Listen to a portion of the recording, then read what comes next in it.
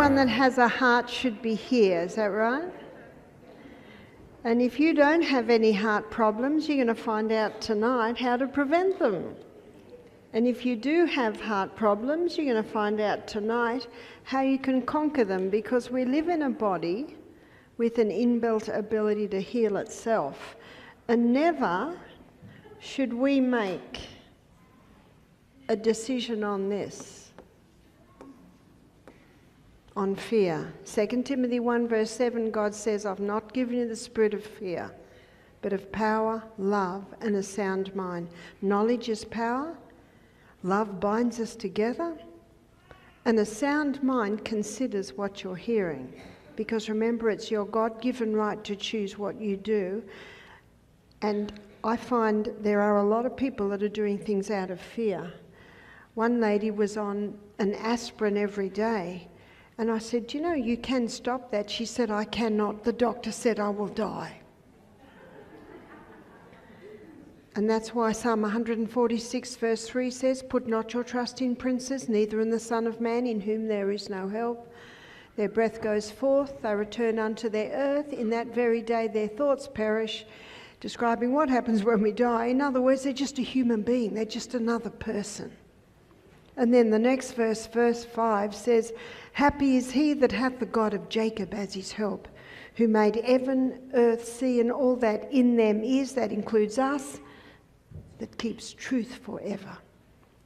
So I want to show you two systems of supposed healing. One's based on fear, and it's based on a theory. Notice it's a theory. In fact, Charles Darwin, who basically made first the theory of evolution famous, he said his theory rested on what they would find on the inside of the cell. Do you know what that means? What we know about the inside of the cell, it's a literal city inside the cell. That refutes his theory. This theory states that we evolved, and because we evolved, we cannot heal, and because we cannot heal, we have to take drugs. And a whole billion-dollar industry was developed to create the drugs with the supposed ability to heal. But drugs never heal. They just change the form and location. If someone's got eczema and they put cortisone, it goes away. But for how long? 2 weeks later it comes back twice as bad.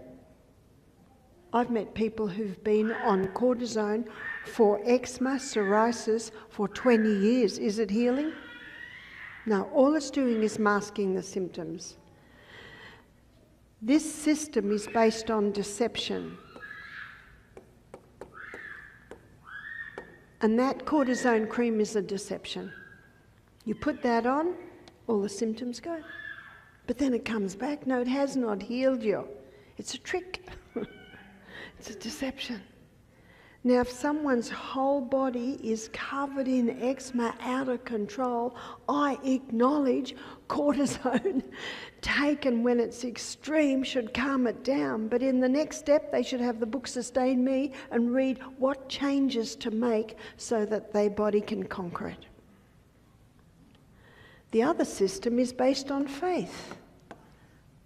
Faith in the fact that our body was created in the image of God. By the way, what an honour to be created in the image of God with an inbuilt ability to heal itself. And sometimes herbs can be added to help heal. This is the truth. These two systems are the systems presented on how to heal the body when it gets sick today. So let's look at the heart. Why is it the number one killer in the world today? It's the number one killer in the world today because more people die from strokes and heart attacks than anything else. So what's medicine doing? What are the princes doing to reduce heart disease? Let's do an assessment of what steps have been taken. Number one, a fat-free diet. Is that right? Fat-free, or low fat. And it was in about the 1970s, I think, that margarine was introduced. I've never eaten margarine. I was brought up on butter, and margarine doesn't taste anything like butter, does it? But I knew that even butter wasn't great because the cows, they're given so many antibiotics. They're eating grass that around the fence that had formaldehyde on it, or some toxic, and all of those environmental poisons are stored in the fat. So when my children started eating bread, when they had all their teeth, I used to put olive oil on their bread. They'd toast their bread, put olive oil and honey on it, and they ate it as if they were eating the most wonderful dessert. And I remember watching them for a while and thinking I might taste it. See, I wasn't brought up with olive oil on bread. Do you know, it's really nice. And now I love putting olive oil on my bread. Do you know more people put olive oil on their bread than any other spread in the world? I got that off the Barlotti olive oil bottle. Piece of information. Has this fat-free, low-fat diet, getting people to stop butter and eat margarine, has that reduced heart disease? Not at all. Not at all. But actually what it has done is increased cancer because margarine is a toxic fat. Your body cannot recognise it. In fact, you're better to eat butter than margarine because margarine is so toxic. What else have they done to try and reduce heart disease? Put everyone over the age of 50 on a blood thinner, that's right. And what's the common blood thinner that people are put on? It's aspirin. Well, let me give you the side effects for aspirin. It's also called Cartia.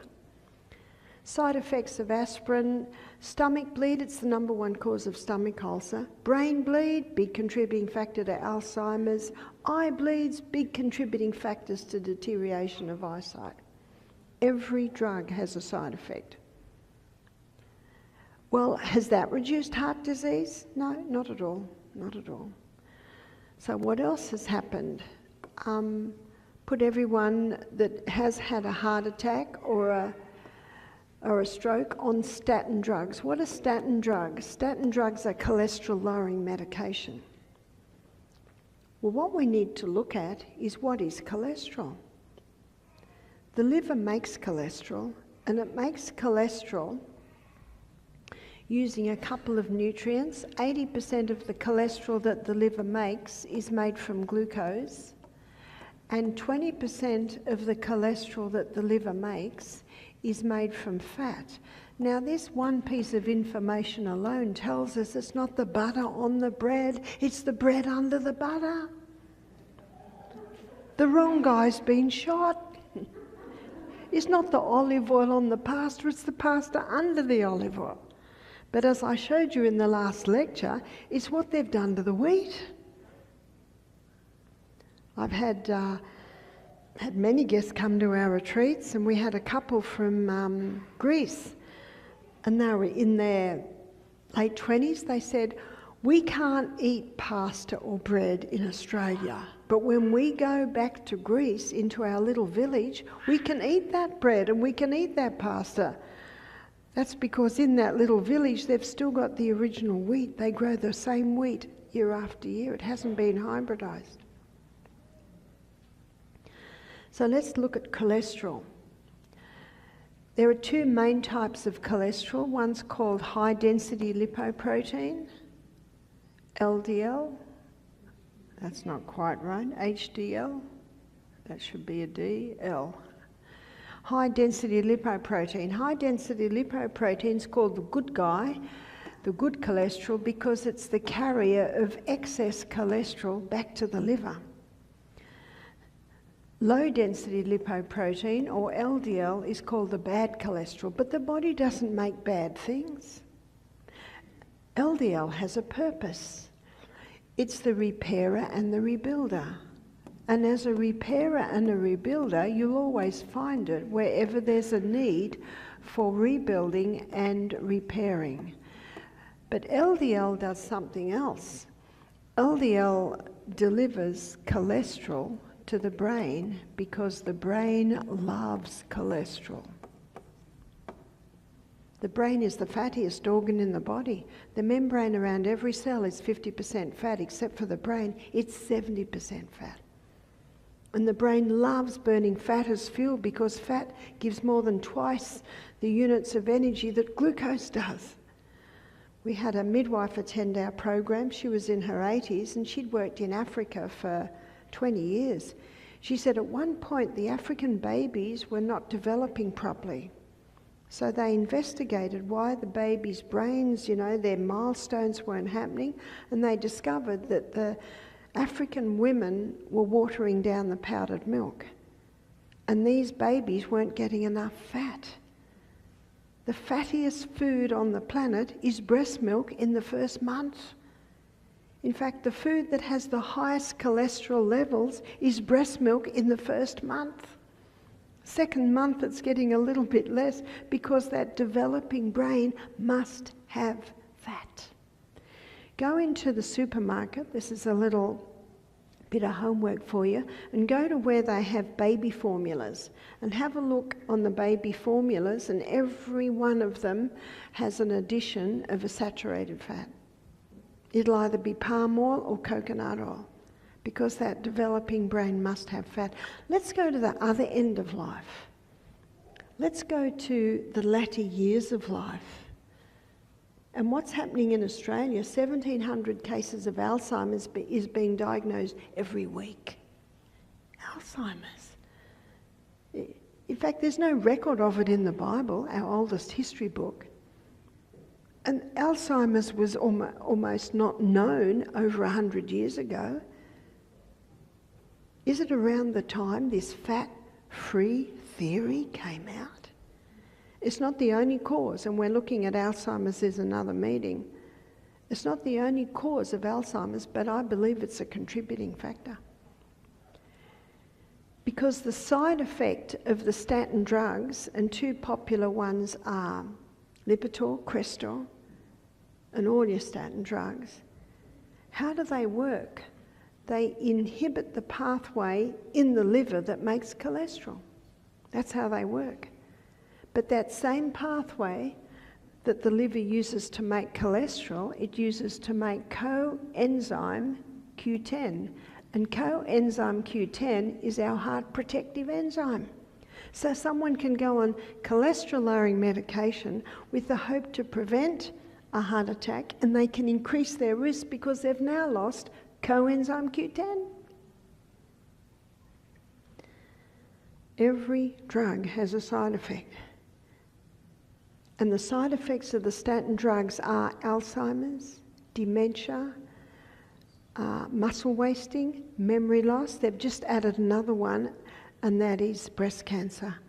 Because as you'll see later in the week when we look at hormones, all our hormones are made from cholesterol. If you haven't got a correct cholesterol level, you're not going to make your sex hormones. Dr. Malcolm Kendrick, who wrote the book, he's a British cardiovascular surgeon who wrote the book, The Great Cholesterol Con, and that's quoted, I've got that in my book, Sustain Me, in the Heart chapter. He said, for the first time, normal levels of a normal vital body substance is being called a disease. That's cholesterol. It's important. So let's have a look at the blood vessel and how these two work. I'd like to get a red for this. Hopefully it's going to behave. So here's our blood vessel. And cholesterol, the LDL, it sits on the edge. And the reason it sits on the edge of the blood vessel is because of its low density. HDL, because of its high density, sits in the middle. And what's happening in the blood is that the arterial walls are breaking down because of environmental poisons. So we have many books in our library at home, and they're quoted in my book, Sustain Me. The Great Cholesterol Con by Dr. Malcolm Kendrick, The Great Cholesterol Lie by Dr. Dwight Lundell, a cardiovascular surgeon that's performed 10,000 bypasses, and he's written a book, The Great Cholesterol Lie. An Australian PhD, Dr. Peter Dingle, he wrote a book, The Great Cholesterol Deception. There's another book, The Great Cholesterol Hoax. Johnny Bowden wrote a book, The Great Cholesterol Myth. We're running out of names. And so Dr. Natasha Campbell McBride, the name of her book is Put Your Heart in Your Mouth. I guess there were no more names. Now, the first 3 chapters of her book,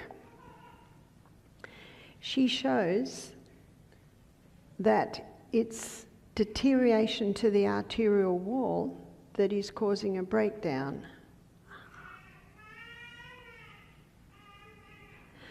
So environmental poisons, they're everywhere. She spends the first 3 chapters listing them all. It's in our food, it's in our cleaning products, it's even in our clothes. Nap. You won't sleep well if you sleep with these fabrics, nylon, acrylic, polyester. In the Industrial Revolution, these fabrics were created in a chemical laboratory. Did everyone get that? A chemical laboratory. They're chemicals, and if they're on our skin, especially the ladies, you see men, it's usually cotton underwear, cotton undershirts, cotton shirt, cotton jeans, whereas the lady like the pretty things. And a lot of those pretty fabrics are made out of nylon, acrylic and polyester.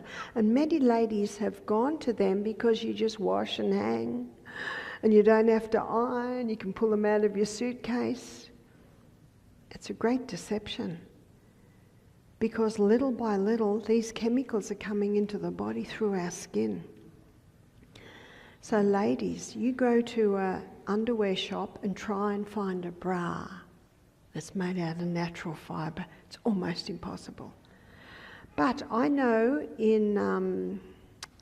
I'll tell you a funny story. When I was here 2 years ago, I was in, I think it was Coeur d'Alene. There's a Trader's Joe's there. And there was this big stand of underwear and leggings and singlets and tops.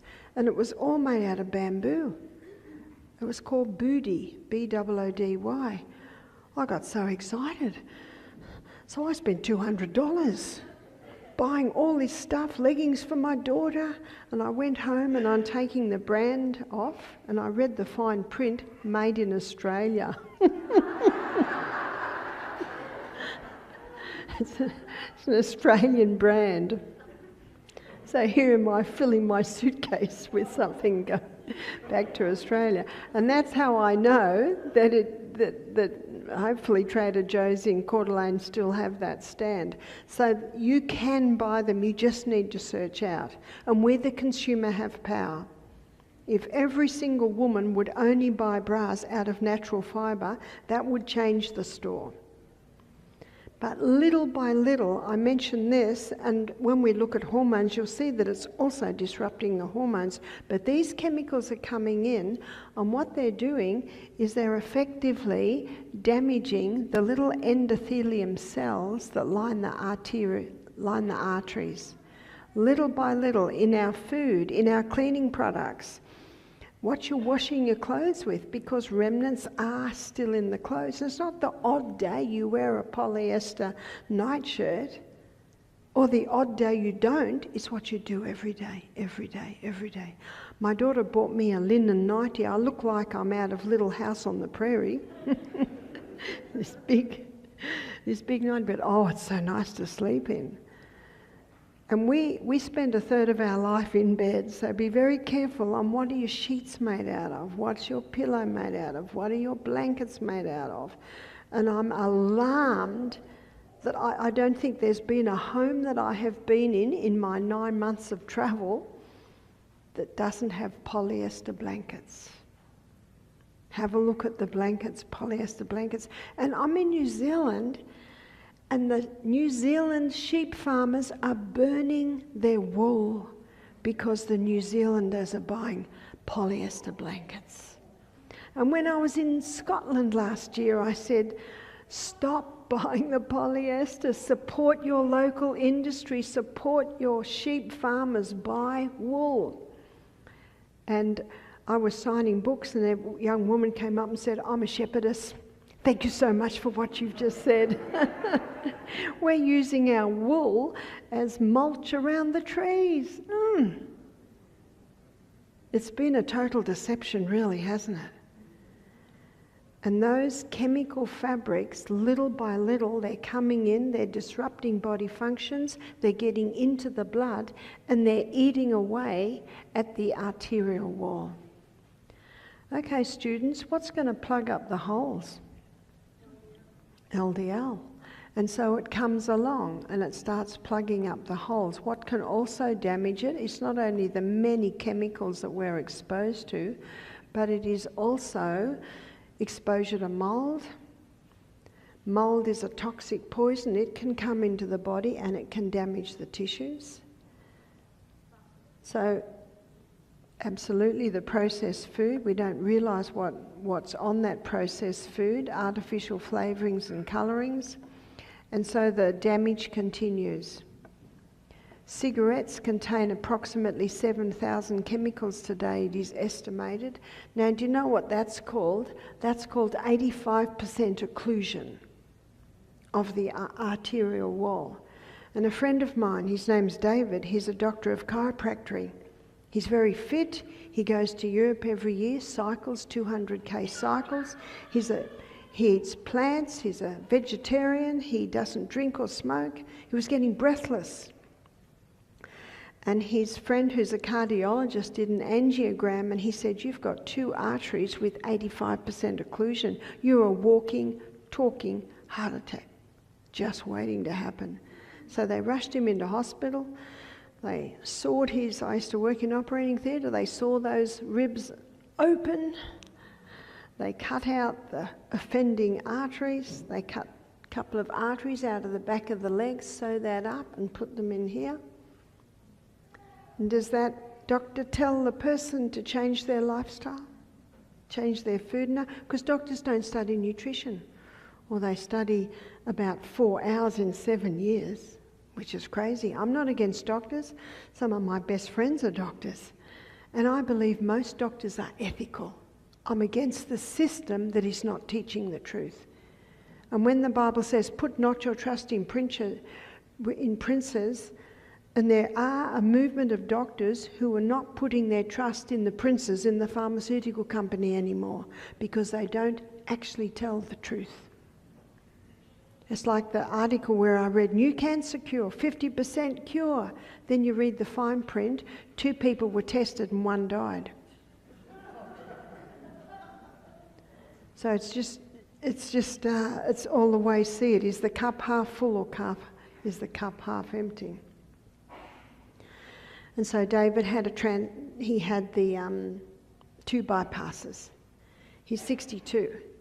So I was talking to him. He said, it's genetics, Barb. Well, do you know what they're relating to genetics now? 5%. Genetics may load the gun, but lifestyle pulls the trigger. My mother died a cripple in a wheelchair with rheumatoid arthritis at 51. Notice that I'm not a cripple in a wheelchair and I'm way past 51 and I'm not dead. Because genetics may load the gun, but lifestyle pulls the trigger. That's the good news. And that's what I said, Dave. Genetics loads the gun, lifestyle pulls the trigger. He said, well, that's what my doctor said. It's genetics. He ended up coming to the retreat. And I put my detective hat on. I wanted to know why this had happened to David. And how many people would say, well, look at him. He cycles. He's plant-based. What good's it done him? But there is always a reason. Proverbs 26 verse 2, the Bible says, the curse causeless shall not come. No problem happens without a cause. So I said, tell me about your childhood, David. Did you have a happy, healthy childhood? He said, oh, it wasn't too bad. Both my parents chain smoked. Aha. Both parents chain smoking, and this is in the 50s, 60s, where people were smoking in restaurants, people were smoking in cars, people were smoking everywhere. In fact, every sport event, all the advertising was smoking. There were smokes on the smoking advertisements, all on the television. It's been a big change since then. So young David, all his childhood, he's breathing in this passive smoke. I'd like to suggest that by the age of 15, I wouldn't be surprised if David had about a 20% build-up in his arteries because of that toxic passive smoke that he was breathing in, which was coming in and damaging the arteries. And then he told me that when he was 50, he wanted to put on muscle, because unfortunately David was doing what many vegetarians do. They're not eating enough protein. Cereal and toast for breakfast, sandwiches, lunch, pasta for tea, liked his sugar biscuits. Oh, it's vegan. I don't call myself a vegan anymore because I discovered that chemicals are vegan. I call myself plants. I eat plants. It's like when I was at one function and they had carrot cake and there was this white fluff on top. I said, "What's that?" They said, "It's vegan. It's vegan." And I said, "I know cow's cream and I know coconut cream, but what's that?" Because it was pure white, which concerned me. And they brought this spray can where you just spray it and all this white fluff comes out. And that immediately put me off, and I looked at the ingredients and they had all these damaged oils and chemicals and refined sugars. I said, "I'll just have the carrot cake, thanks." And after that experience that happened to me about 3 years ago, I don't call myself vegan anymore. That's when I realised, do you know, they'd be better eating cow's whipped cream on their carrot cake than that stuff. And I'm afraid it's situations like that that give that word vegan a bad name. It's like one house I stayed in. When I opened the fridge, it was all these pretend meats, pretend cheeses, and I said, "Look, I love cooking. Do you mind if I do the cooking?" I showed them how to cook, so all of that stuff was still in the fridge at the end of the week. What did I cook? Potatoes, sweet potato, broccoli. In the back of Sustain Me, I've got several delicious legume recipes, and every meal the father's saying to the mother, "Did you get this recipe? Did you get this recipe?" Beautiful food. Not expensive, it's just knowing what to do. So that was David. He was the typical, unfortunately, many vegetarians today, or vegans, cereal and toast for breakfast, sandwiches for lunch, sweet cookies mid-morning and afternoon. He wasn't getting enough protein. So he decided to eat tuna every day. After 10 months, he had all the symptoms of mercury poisoning. You see, mercury is bioaccumulative, so the bigger the fish, the higher the accumulation of mercury. And that mercury was coming into his blood and damaging the walls of the arteries. So now we've got more build-up, more build-up, more build-up, more build-up, more build-up. Something else, he was having such a high carbohydrate diet. And all through our blood, there's little protein molecules. And on the high carbohydrate diet, releasing too much glucose, that glucose connects with the protein molecules and creates something that they call ages, and they stick to the arterial wall. And the number one cause of heart disease is the dislodging of these little molecules of glucose and protein moving and getting stuck. And if that's in the carotid artery, that's a stroke. And if that's in the heart muscle, that's a cardiac arrest. That's the number one cause of heart disease. Can you see it's not one thing that causes heart disease? Can you see it's a whole lot of little bits and pieces? To say that cholesterol causes heart disease is like saying that the fire trucks are causing the fire. Well, they must. They're always there. They're the one common denominator, so they must be. And that's what's happened with cholesterol. And that's why all the books that I quoted to you, that are all listed in my Sustain Me book. And the reason why the doctor says you must be on this medication is because the pharmaceutical companies tell him that. Something else that's happened, and this is a little bit scary too, is regarding heart disease. To try and reduce heart disease, they've done something else. Number one, they've lowered the levels. What do I mean by that? They've lowered the levels. Well, it was probably about 10 years ago now.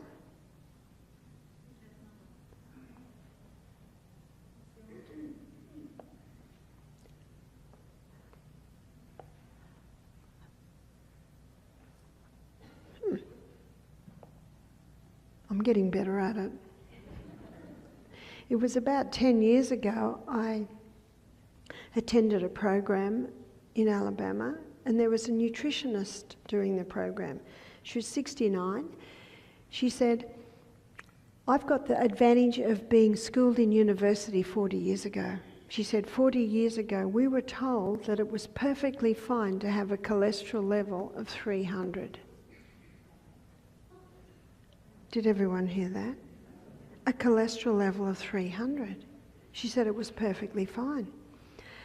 And last year in Maryland, I was talking to a pathologist. She's retired, so she was in her mid-70s. She said, my job was to test blood for cholesterol levels, and we considered a cholesterol level of 350 perfectly fine.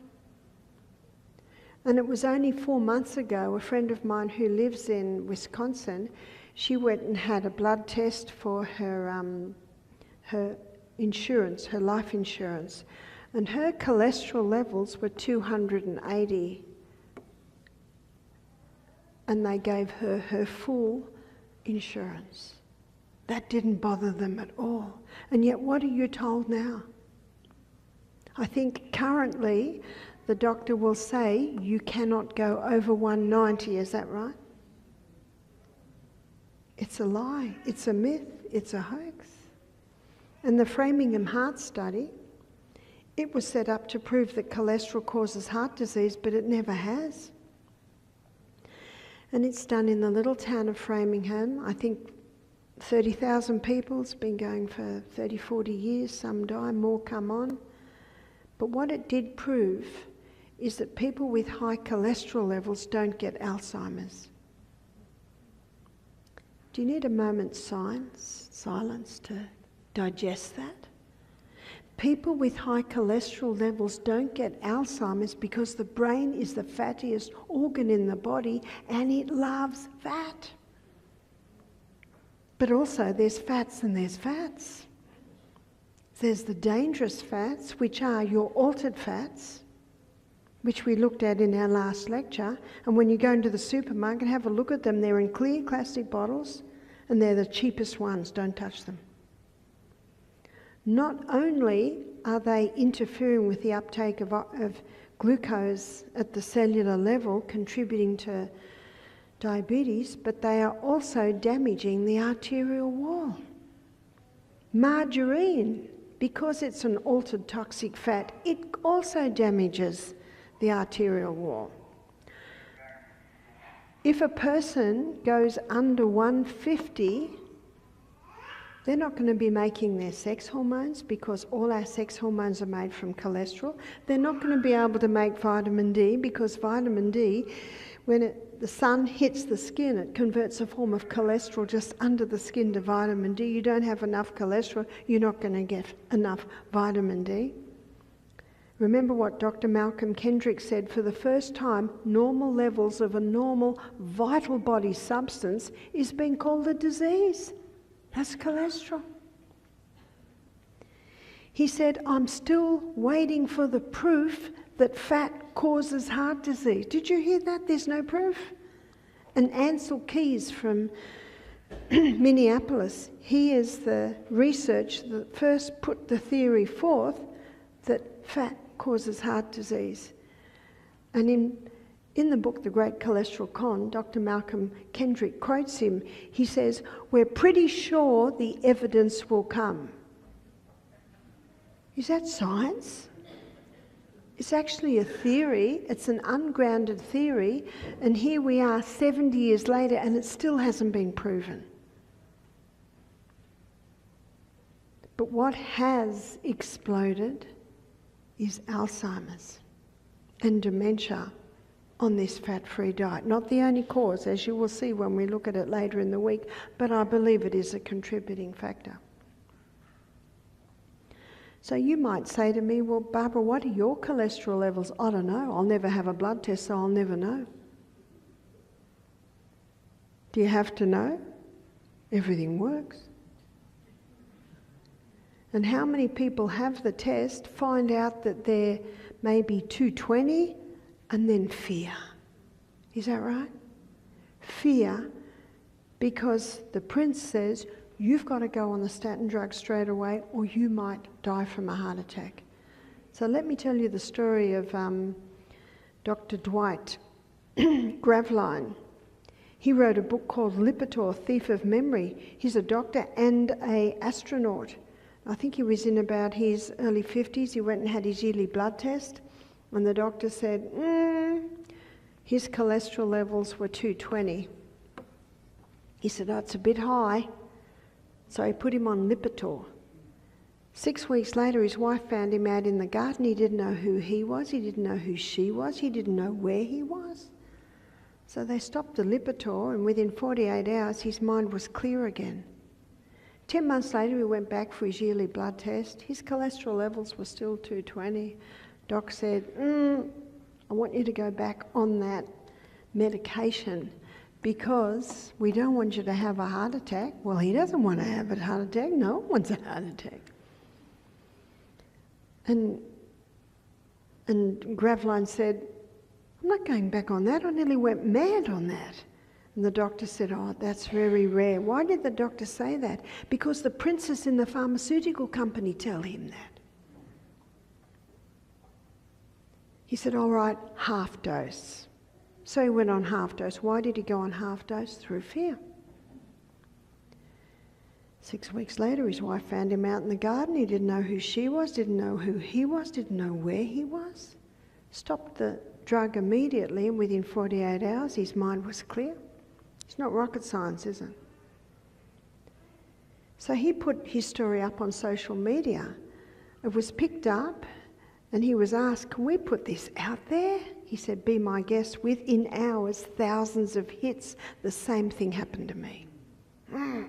How many people have Alzheimer's because of the statin drugs they're on? If you are taking statin medication, you can stop immediately. There will be a side effect though, I'm warning you. Your memory will return. That's the only side effect. There's no other side effect other than a plus. One lady said, "Well, what can I take to replace it?" I said, "Why do you want to replace it? We need that cholesterol." Remember what Dr. Malcolm Kendrick said? I quote the cardiovascular surgeon, the British specialist. He said, "For the first time, normal levels of a normal vital," did you hear that? Vital body substance. We need it to make our sex hormones. We need it to make our vitamin D. We need it for proper brain function. We need it.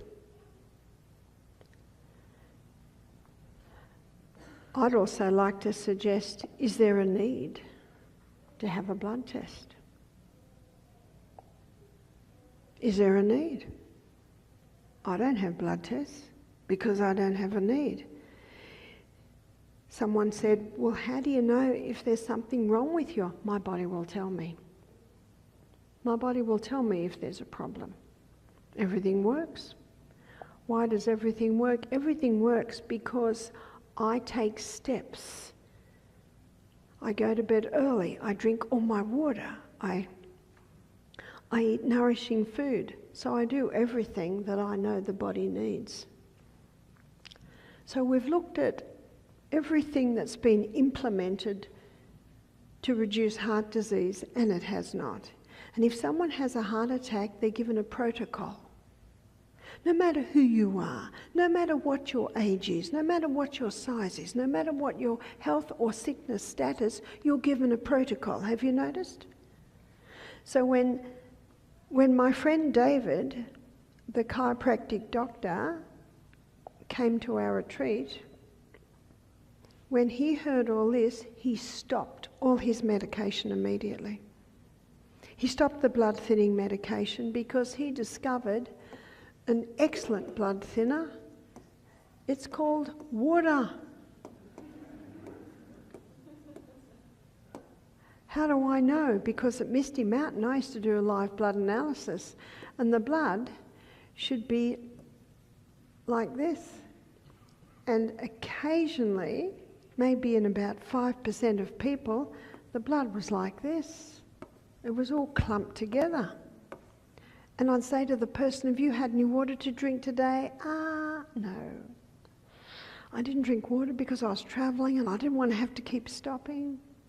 I said, I can't read your blood because it's all clumped together. And they start drinking. And the next day, their blood looks like that. So that's how I know that water is a powerful blood thinner. And what are people told if they have I have to just go with this little by little.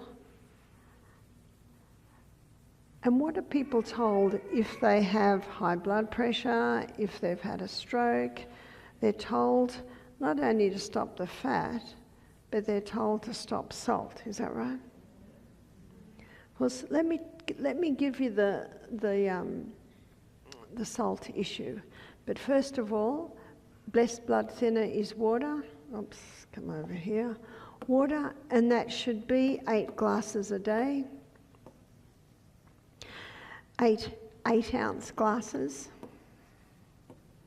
Start early, little by little. Are you going to bed with water next to your bed? Pardon? Great.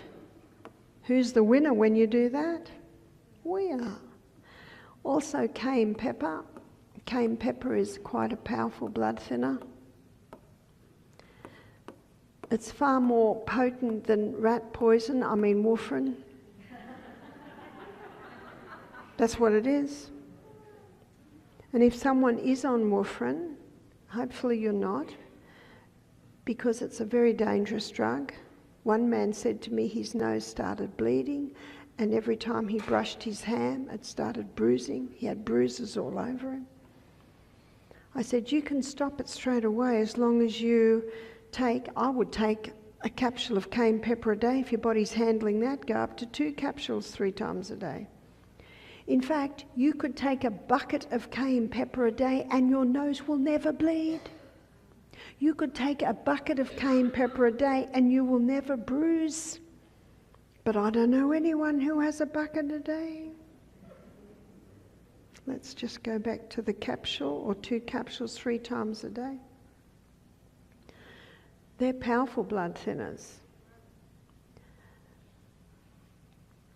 Breath. Breath can make a difference. How does breath make a difference?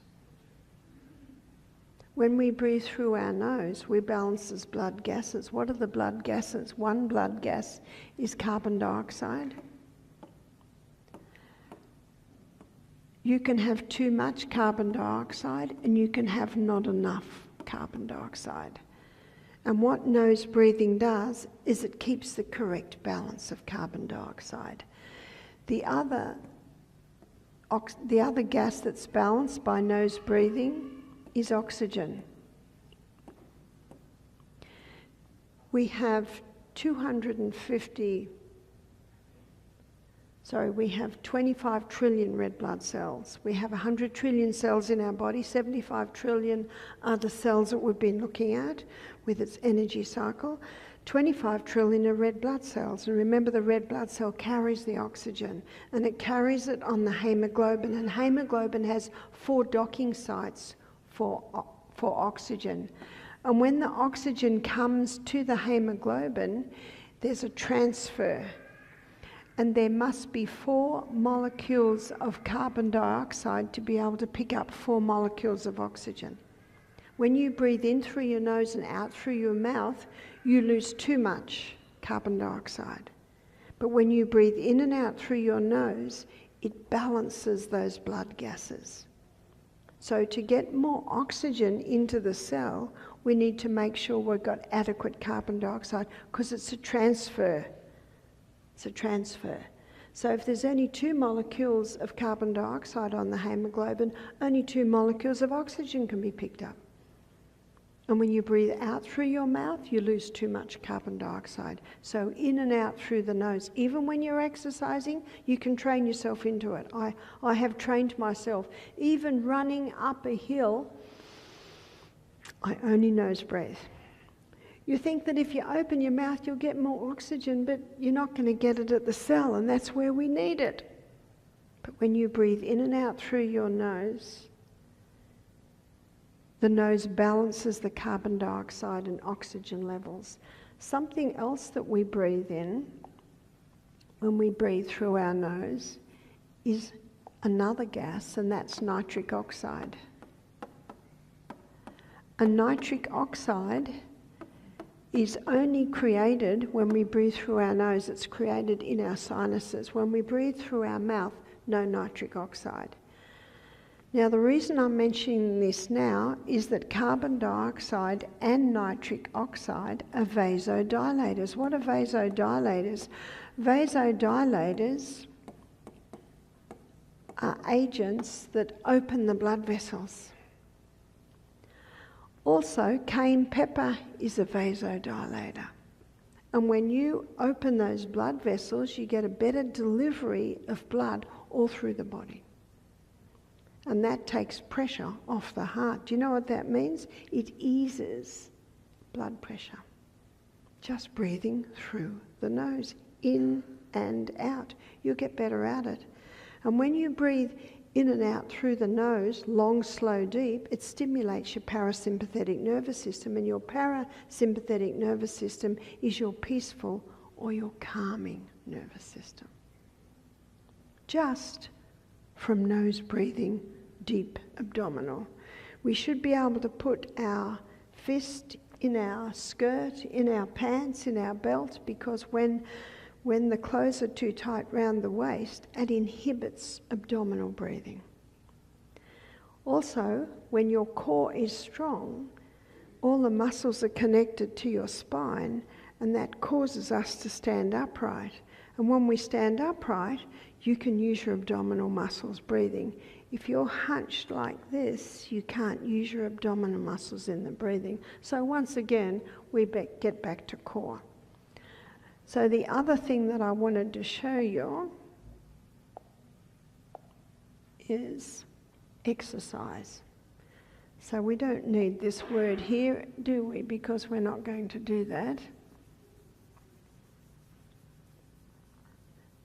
And as I mentioned in the last class, the high-intensity interval training was first looked at to help athletes in training for sports events. And they found that when they trained with the high-intensity interval training, they had an edge. So the high intensity, as I mentioned earlier, is anything that gets the heart rate up and the respiration increased. So that can be running, it can be walking very fast up a steep hill, it can be exercise bike, it can be push-ups or swimming very fast. So anything that gets that heart rate up and respiration. Recovery is resting time, but they have discovered on the research done on this form of exercise that the recovery is more powerful if your body's still moving. So on the exercise bike, you cycle very hard and fast in high intensity, and recovery times just slowly. And if you're on the rebounder, leaping high or jogging on the rebounder gets high intensity, and in recovery time you might be just doing the health bounce. That's just the health bounce. Or you might get off the rebounder and just do some stretches, do a little bit of upper body. So recovery time is usually 90 seconds. If your recovery time happens to be 5 minutes, that's perfectly fine, because Rome wasn't built in a day, and it's important to note what your recovery time is, because you will find that the fitter you get, the less your recovery time will be. And then it's usually done for a cycle of 6. The maths on that is approximately 15 minutes a day.